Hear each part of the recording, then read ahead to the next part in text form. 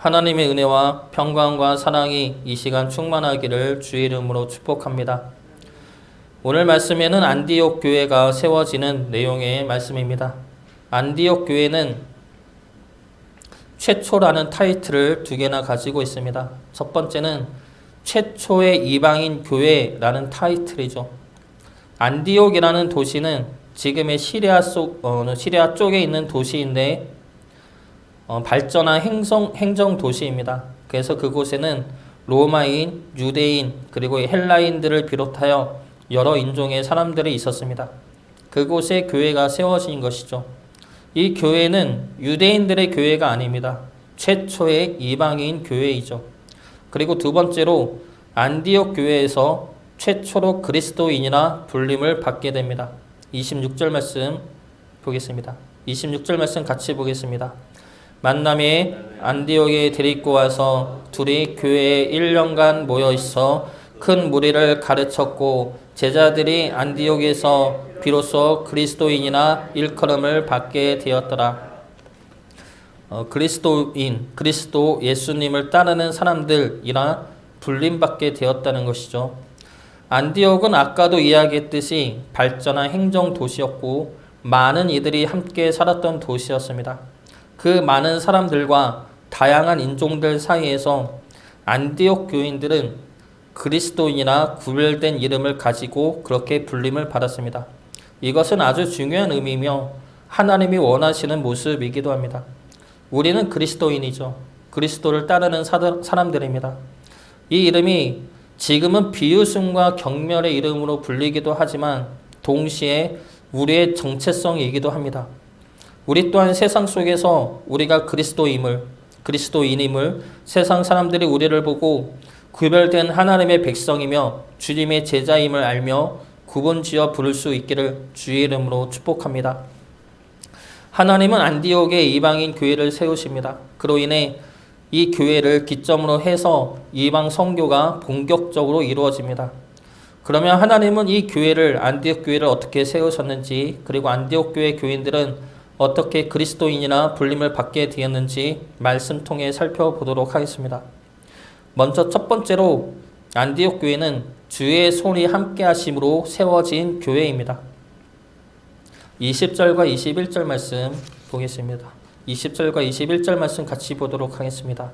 그 중에 그브로와 구레네 몇 사람이 안디옥에 이르러 헬라인에게도 말하여 주 예수를 전파하니 주의 손이 그들과 함께 하심에 수많은 사람들이 믿고 주께 돌아오더라. 구브로와 구레네 몇 사람이 안디옥에 이르러 복음을 전합니다. 이들이 안디옥에까지 와서 복음을 전한 이유는 예루살렘에서 일어난 핍박 때문이죠. 핍박을 피하기 위해 도망쳐 간 곳 중에 하나가 이 안디옥입니다. 이곳에 이르러 복음을 전하자 수많은 사람들이 믿고 주께 돌아오는 역사가 일어납니다. 그런데 이 과정 중에 중요한 말씀이 바로 주의 손이 그들과 함께 하심에 라는 말씀이죠. 여기서 그들은 주님의 복음을 전한 자들입니다. 주님의 손이 복음을 전하는 자들과 함께 하셨습니다. 그렇기 때문에 많은 이들이 주님께로 돌아오는 역사가 일어난 것입니다. 예수님이 씨 뿌리는 자의 비유를 아실 것입니다. 씨를 뿌리는 자가 나가서 씨를 뿌리는데 덜어는 길가에 떨어지고 그래서 새들이 와서 먹었고 덜어는 돌밭에 떨어져서 싹이 나오지 않았고 덜어는 가시떨기 위에 떨어져서 가시가 자라 기운을 막았지만 덜어는 좋은 땅에 떨어져서 100배, 60배, 30배의 결실을 얻었다고 합니다. 예수님께서 이 비유를 말씀하신 이유 중에 하나는 예수님을 향한 공격이 심했기 때문입니다. 고향에서는 예수님이 이 비유를 말씀하실 때 상황은 고향에서는 예수님이 미쳤다고 쫓김을 당하고 백성들은 예수님의 말씀을 듣기보다는 예수님이 보여주시는 이적에 더 관심을 쫓았고 그리고 종교 지도자들은 예수님을 공공연하게 비난하고 공격하고 있을 때였습니다. 그때 예수님을 향해 사람들은 예수님을 공격하는 것이죠. 그렇게 하나님의 말씀을 전한다지만 봐라 그렇게 열심히 사역한 결과가 무엇이냐? 아무 열매도 없지 않느냐? 사람들은 말씀을 들어도 이해를 못하지 않느냐? 제자들은 도망을 가지 않느냐? 이런 공격과 비난을 받을 때 예수님이 이 비유로 대신 대답을 하신 것이죠. 무엇이냐면 나는 씨를 뿌리는 자다. 많은 씨가 좋은 땅에 떨어지지 않아 열매를 얻지 못하고 좋은 땅에 떨어지는 씨는 얼마 되지 않아 보일 수 있다. 그러나 좋은 땅에 떨어진 씨로 인해 맺어지는 열매는 30배, 60배, 100배다 라는 것이죠.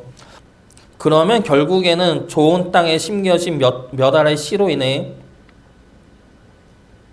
좋지 않은 땅에 떨어져 버린 씨보다 더 많은 열매와 씨를 얻게 될 것이다. 그리고 이 말씀대로 주님의 말씀을 받은 자는 처음에는 12제자였지만 지금은 2020년 기준으로 기독교인만 25억 명이 넘습니다. 이 비유의 말씀을 보면 오늘 말씀에 나온 주의 손이 함께 하신다는 말씀을 더 잘 이해할 수가 있을 것입니다. 우리는 씨 뿌리는 자죠. 복음을 전하는 자입니다. 복음의 씨를 뿌리지만 우리 복음의 씨는 많은 부분 좋지 않은 땅에 버려져서 썩게 될 것입니다. 그래서 우리의 수고와 노력이 비웃음을 살 수도 있죠. 그렇게 열심히 주님 믿은 결과가 그거냐라며 우리는 물론 주님의 이름까지 욕되게 할 수도 있습니다. 그러나 그것은 우리의 잘못도 아니고 우리의 책임도 아니죠.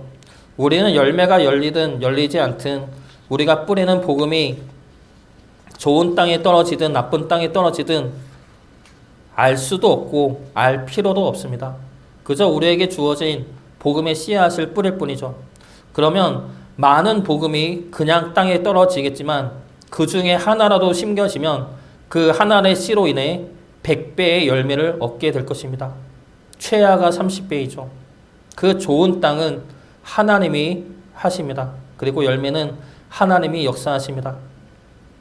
지금 우리에게는 열매가 없어 보이고 우리의 수고가 무의미해 보일 수도 있습니다. 그러나 하나의 씨로도 수십 배의 열매를 맺게 하시는 하나님의 능력과 역사하심을 믿으며 담대하게 복음의 씨를 뿌리며 살아갈 수 있는 주의 자녀 되시기를 주의 이름으로 축복합니다. 하나님은 안디옥 교회를 어떻게 세우셨습니까? 첫 번째로 주의 손이 함께 하셨다면 그 다음 두 번째는 주와 함께 머물게 하심으로 안디옥 교회를 세우십니다. 예루살렘에 있는 교회에서 안디옥에 이방인들의 교회가 세워졌다는 말을 듣습니다. 예루살렘 교회는 지금으로 보면은 기독교 본부이죠.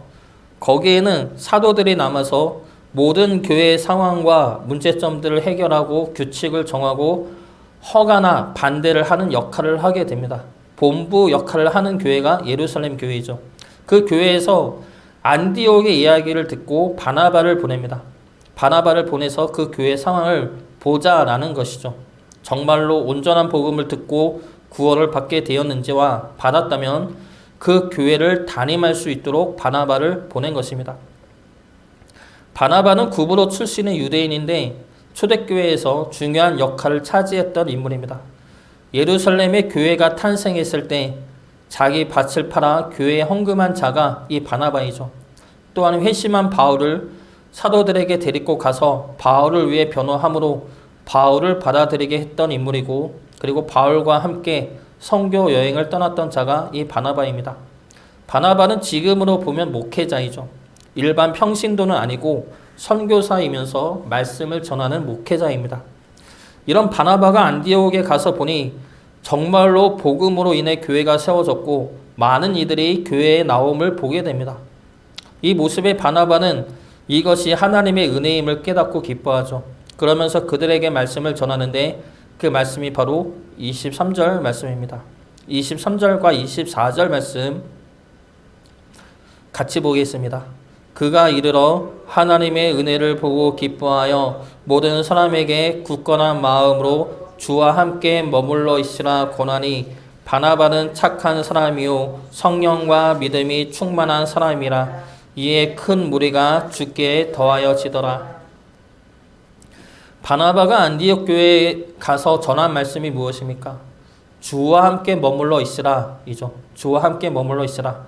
즉 주님을 붙들며 살아라 입니다. 그것도 굳건한 마음으로 주와 함께 머물러 있으라 권합니다. 주님으로 인해 구원을 받았습니다. 주님이 우리를 구원하셨다는 복음을 듣고 믿게 됩니다. 그러면 이제는 주님과 함께하는 삶을 살아야 합니다. 주님과 함께하는 삶을 살 것을 결단해야 한다는 것이죠. 이것은 우리가 해야 하는 결단입니다. 우리가 매일같이 붙들며 다짐해야 할 결단이 주님 안에 머물러 있는 삶, 주님과 함께하는 삶이어야 합니다. 초대교회 당시에 주와 함께 머물러 있는다는 것은 상당히 어려운 일이죠. 왜냐하면 교회가 막 생기기 시작할 때라 많은 이들이 교회에 대해서 예수님에 대해서 모르던 때였기 때문입니다. 그러므로 많은 이들이 교회에 대해서 부정적이거나 무관심했습니다. 기껏해야 몇 년 또는 10여 년 전에 죽은 인간 예수를 어떻게 신으로 믿을 수가 있느냐? 신이라 함은 아주 오래전부터 있어야 하고 무슨 능력이 있어야 하지 않느냐? 이런 말들과 편견들이 주님을 붙잡고 살게 하는데 어려움으로 작용했습니다. 그리고 또 하나 스스로 확신도 없었을 수 있습니다. 예수님을 믿어서 당장 뭐가 바뀌냐라고 했을 때 현실적으로 변하는 것은 없죠. 마음의 평안과 안식과 기쁨과 감사는 나올 수가 있겠지만 현실은 똑같고 세상에서 힘든 것은 똑같습니다. 그런데도 내가 계속 예수를 믿어야 하느냐라는 고민과 갈등은 계속해서 생겨나게 됩니다. 우리에게도 이 두 가지는 우리를 주님으로부터 떨어지게 하는 요인들로 작용이 됩니다. 주변의 비아냥거림, 그리고 변하지 않은 현실의 고통과 어려움. 이래도 내가 예수를 믿어야 하는가? 이래도 내가 예수를 붙들어야 하는가? 그런데 예수님이 먼저 그런 비아냥과 현실의 고통을 겪었습니다. 그런 비아냥과 멸시와 십자가의 고통 속에서 예수님은 하나님을 믿고 순종했습니다. 그리고 그런 비아냥과 멸시와 십자가의 고통 속에서 우리를 붙잡아 주시고 우리를 용서해 주시고 우리 죄를 담당하셨습니다. 그러므로 우리를 구원해 내신 것이죠. 그 사랑과 은혜를 우리가 기억한다면 우리 역시 우리 삶 가운데서 주님을 부정하는 삶을 살아서는 안 될 것입니다. 우리 둘째가 유치원을 다니는데 얼마 전에 그 둘째 담임 선생님이 제가 목사라는 것을 알았습니다. 그러면서 제 아내가 둘째를 데려갔는데 그 선생님이 제 아내에게 이런 말을 했다는 겁니다. 사모님이시냐고, 그러면서 힘들지 않냐고, 어떻게 사냐고. 여기서 힘들지 않냐는 질문은 경제적인 질문이죠. 그분도 교회를 다니고 있어서 교회 형편을 알기 때문에 걱정의 말을 한 것이라 생각이 듭니다. 그런데 제가 목사라고 소개하면 대부분이 이런 질문을 합니다. 생활은 어떻게 하냐고, 힘들지 않냐고. 이 말은 돈을 어떻게 벌고 쓰냐는 말이죠. 대부분이 이런 질문입니다. 이런 질문이 걱정하기 때문에 하는 질문이라 감사하기도 하지만 한편으로는 씁쓸한 질문이기도 하죠. 우리는 돈 때문에 힘들진 않습니다. 또 이런 말을 하면 그러면 아이들이 아직 어려서 괜찮은 거라고 말을 합니다. 그러나 우리는 얘가 없을 때도 얘가 있을 때도 얘가 자라고 있을 때도 물질적인 형편은 물질적으로 힘들진 않았습니다. 그러면 얘가 자라도 괜찮겠죠. 우리를 채워주시는 하나님의 능력이 얘가 어릴 때만 되고 얘가 자라면 감당하지 못하겠습니까? 얘가 커도 충분히 감당할 수 있는 능력의 하나님이죠. 물론 우리가 여유가 있지는 않습니다.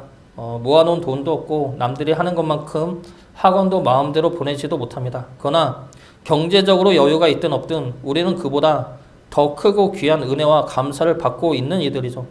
때마다 채워주시는 하나님의 은혜가 우리에게는 있습니다.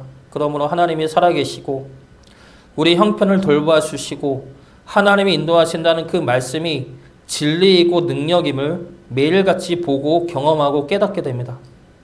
그 은혜로 인해서 우리를 향한 하나님의 사랑이 얼마나 크심을 알며 하나님의 능력이 세상에 어떤 것보다 크고 강한 것 또한 알게 됩니다. 그 기쁨과 감사가 우리에게는 있죠. 그러니 우리는 세상에서 어려움과 궁핍 속에서도 주 안에 있는 것을 놓칠 수가 없게 되는 것입니다. 주 안에 머무시기 바랍니다. 사람들의 비아냥과 멸시 속에서도 그리고 십자가의 고통 속에서도 우리를 사랑하시어서 우리를 구원해 내신 주님의 사랑과 은혜를 기억하시어 우리 또한 주님을 늘 붙들며 살아갈 수 있는 주의 자녀 되시기를 주의 이름으로 축복합니다. 하나님이 안디옥 교회를 세우신 방법의 세 번째는 주를 가르침입니다. 주님에 대해 배우고 행하게 하는 것이죠. 안디옥 교회는 주의 손의 교회를 세우시고 주와 함께하는 결단으로 교회가 부흥이 되었다면 주님에 대해서 배우고 따름으로 그리스도인이나 불림받게 됩니다. 25절과 26절 말씀 같이 보겠습니다. 바나바가 사울 찾으러 다소에 가서 만남에 안디옥에 데리고 와서 둘이 교회에 1년간 모여 있어 큰 무리를 가르쳤고 제자들이 안디옥에서 비로소 그리스도인이라 일컬음을 받게 되었더라. 안디옥 교회를 본 바나바는 사울을 찾으러 다소에 가죠. 이때 사울은 회심한 지 8에서 9년 정도, 8, 9년 정도 지난 시점이라 추측을 하고 있습니다. 바나바가 사울을 찾으러 간 이유는 정확하진 않지만 분명한 것은 사울이 안디옥 교회에 필요하다 생각되어 찾아간 것입니다. 사울이 헬라어에 능통했기 때문일 수도 있고 율법에 대한 학식이 뛰어나서일 수도 있습니다. 어찌됐든 바나바는 안디옥 교회에 사울이 필요하다 판단을 하고 사울을 찾아 데리고 와서 공동 목회를 하게 됩니다. 그러면서 한 것이 주님을 가르친 일이죠. 주님이 누구인지, 무엇을 하셨는지, 무엇 때문에 오셨는지, 주님의 말씀은 무엇인지, 그리고 주님이 왜 하나님이 말씀하신 메시아인지, 그리스도인지 가르쳤습니다. 그러므로 우리가 따라야 할 삶이, 따라가야 할 분이 예수님임을 알게 하십니다. 그리고 안디옥 교인들은 그렇게 예수님을 따르는 삶을 살게 됩니다. 그 모습을 보고 안디옥에 있는 사람들은 비로소 그리스도인이라 부르게 됩니다. 여기서 그리스도인이다 라는 말은 감탄하면서 존경을 드러내는 말은 아닙니다. 그리스도인이다 라는 말은 반은 조롱의 말이기도 하고 반은 친숙한 별명의 말이기도 합니다. 지금으로 보면 예수쟁이들, 이러한 표현과 이런 느낌과 비슷한 단어이죠. 그러나 중요한 것은 비로소 그리스도인으로 사람들 사이에 구별되기 시작했다는 겁니다. 그 많은 사람들 속에서, 다양한 인종들 속에서 그리스도인이라는 새로운 유형의 사람 종류가 세워졌다는 것입니다. 이것이 주님이 말씀하신 거룩한 백성, 구별된 백성으로서 가는 과정인 것이죠. 우리 또한 그리스도인입니다. 세상 속에서 그리스도인임을 드러내며 살아야 합니다. 세상 속에서 세상 사람들과 같아서서 평일에는 세상인으로, 주일에만 기독교인으로 살아서는 안 됩니다. 하나님은 우리를 세상의 빛과 소금으로 부르셨습니다. 내가 거룩하니 너희도 거룩하라 말씀하셨습니다. 거룩은 구별이죠. 세상에서 세상 사람들과 구별된 모습으로, 죄악들과 구별된 모습으로 그렇게 거룩하게 살아가라고 말씀하시는 것입니다. 지금 우리나라에서 개신교에 대해서는 욕을 많이 하고 있지만 그래도 교회 다니는 사람들이 하는 가게에는 신뢰가 있습니다. 어느 정도 믿을 수 있다는 인식이 있죠. 저 또한 미용실이나 식당이나 어느 가게에 갔을 때 성경 말씀이 적혀있는 액자나 어느 교회에서 받은 말씀의 액자가 보이면 괜히 편안해지죠. 이 가게는 사기를 치거나 나쁘게 하지는 않겠지라는 막연한 안심이 듭니다. 그런 마음이 저뿐만이 아니라 믿지 않는 이들도 이런 생각과 인식을 어느 정도 갖고 있습니다. 그리고 그런 기대도 하고 있는 것이죠. 믿는 사람들은 정직하게 살아야 된다, 착하게 살아야 된다, 적어도 사기치면 안 된다라는 생각과 기대이죠. 그러다가 믿는 이들이 좀 나쁘게 행한다거나 비싸게 받는다거나 그러면 바로 이런 말이 나옵니다. 어떻게 교회 다니는 사람이 그럴 수가 있어? 어떻게 예수 믿는 사람이 그럴 수가 있지? 이런 말들이죠. 교회는 안 다녀도 교회 다니는 사람들에 대한 기대는 있다는 겁니다. 그리고 하나님은 그러한 기대를 들어 우리를 통해 구원의 역사를 써내려가고 계시는 겁니다. 주님이 우리를 부르시는 것은 단순히 예수 믿고 구원받는 것에 그치는 것이 아니라 우리를 통해 주의 나라를 선포하고 확장하기 위해서입니다. 그러므로 주님이 우리를 보고 나를 따르라 말씀하시는 것이죠. 나를 따라오면 내가 너를 통해 역사할 것이다 라는 말씀입니다. 그러므로 우리는 주님을 따르는 것을 포기해서는 안 됩니다. 주님의 말씀을 붙들고 주님의 말씀을 기억하면서 주님의 마음으로, 주님의 사랑으로 세상을 살아가야 합니다. 주님이 끝까지 걸어가신 것처럼 우리 또한 하나님을 의지하면서 우리에게 맡기신 사명을 끝까지 이뤄 나가야 합니다. 그로 인해 사람들의 비웃든 놀리든, 그로 인해 우리 삶이 여전히 똑같이 힘들든 어렵든 그것에 구속받지 않고 주님을 따라가야 합니다. 주님이 따라오라 하셨으니까, 우리를 살리신 주님이, 우리를 죽기까지 사랑하신 주님이 나를 따라오라 말씀하셨으니까 따라가야 하는 겁니다. 그러면 주님께서 역사하십니다. 주님께서 우리를 받아주시고 안아주시고, 그리고 우리를 통해 주의 뜻을 이뤄 나가실 것입니다. 그리고 이 세상이 끝나는 날에 하나님 품에서 새 날을 맞이하게 될 것입니다. 영원한 생명과 축복과 기쁨 속에서 새 날을 시작하게 될 것입니다. 주님을 따라가심으로 세상에서 구별된 거룩한 그리스도인으로 불림받기를 주의 이름으로 축복합니다.